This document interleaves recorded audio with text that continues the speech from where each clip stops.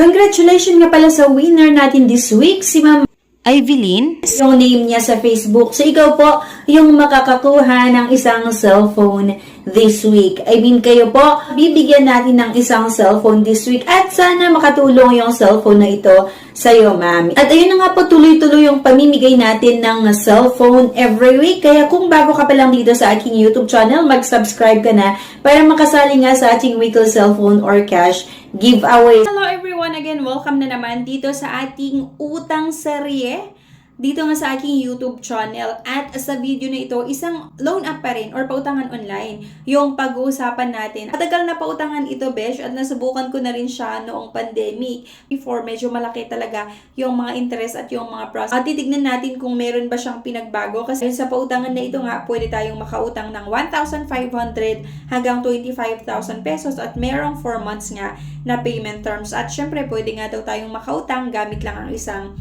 valid ID, okay? So, yun yung busisihin natin. Pero bago ang lahat, kung naghanap kayo ng ibang option na pwedeng mahiraman online, mayroon akong nilagay na 8 or 9 link na makikita nyo nga sa comment section at sa description below. Pwede nyo i-click yung mga link na yun at i-explore yung iba't ibang loan or yung klaseng loan na ino-offer nila. Pero disclaimer lang, hindi po nila ako binayaran para i-endorse sila. Based lang ito sa sarili kong experience as a user, nasa sa inyo pa rin mga beshi kung gusto nyo siyang subukan or hindi. If declined sa bank and other loan apps, pwede niyong subukan yung ibang options. See the links sa description at sa comment section below. Click the link and apply.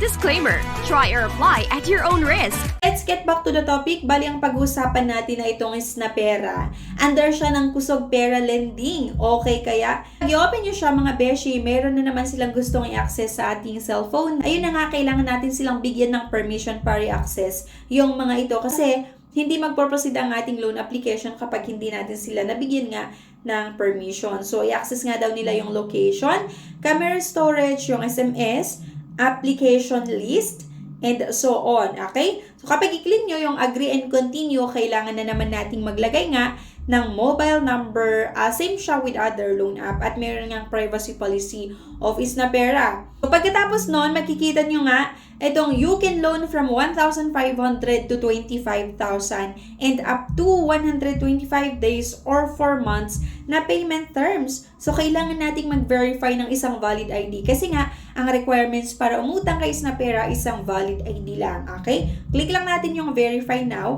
at ito nga daw po yung mga ID na tinatanggap nila, yung national ID, SSS card, yung TIN, UMID, passport, driver's license, voter's ID number, yung PRC ID number, PhilHealth ID, at yung postal ID. At syempre, kailangan nating sagutan nga itong mga information or personal information, employment information, yung bank information, at contact information. So, ito. Pagkatapos yung masagutan lahat, ito nga yung bank information. So, pwede siya online transfer or cash pick up. GCash na naman mga besh yung pipiliin natin at after nun, kailangan nga nating maglagay ng contact references or personal references. At eto na nga mga beshi, kung makikita nyo, ang in-offer lang po nila sa atin ay 2,000 pesos or pwede lang akong makahiram ng 1,500 hanggang 2,000 pesos. Hindi pala pwedeng makahiram hanggang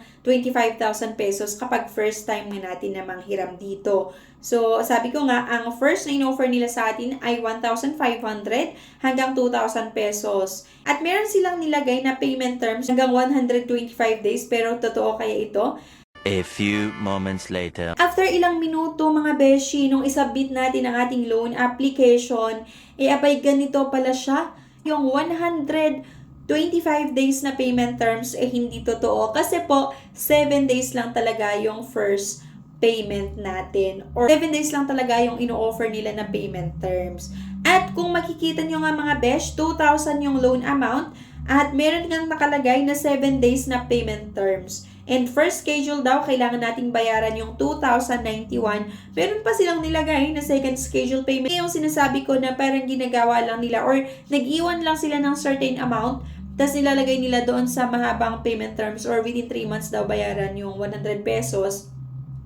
para lang masabi na mahaba yung payment terms. Pero dito pa lang sa first schedule payment na within 7 days ay halos bayad na or bayad na po yung uutangin nyo or yung inutang nyo na 2,000. At ang masahol pa, doon sa 2,000 pesos, ang matatanggap mo lang po ay 1,400 pesos. Okay?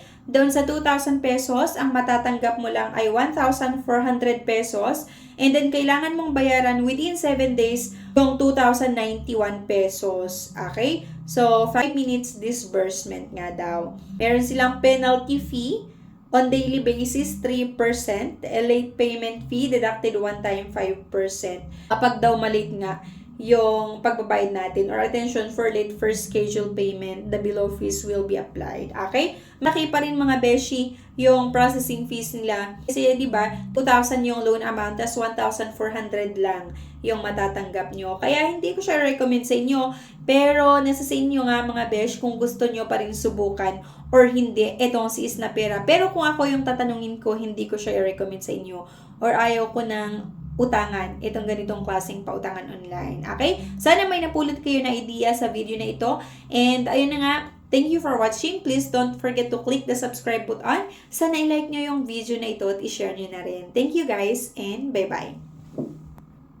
Congratulations nga pala sa winner natin this week, si Ma'am Evelyn? yung name niya sa Facebook. So, ikaw po yung makakakuha ng isang cellphone this week. I mean, kayo po, bibigyan natin ng isang cellphone this week at sana makatulong yung cellphone na ito sa'yo, ma'am. At ayun na nga po, tuloy-tuloy yung pamimigay natin ng cellphone every week. Kaya kung bago ka pa lang dito sa aking YouTube channel, mag-subscribe ka na para makasali nga sa ating weekly cellphone or cash giveaway. If declined sa bank and other loan apps, pwede niyong subukan yung ibang options.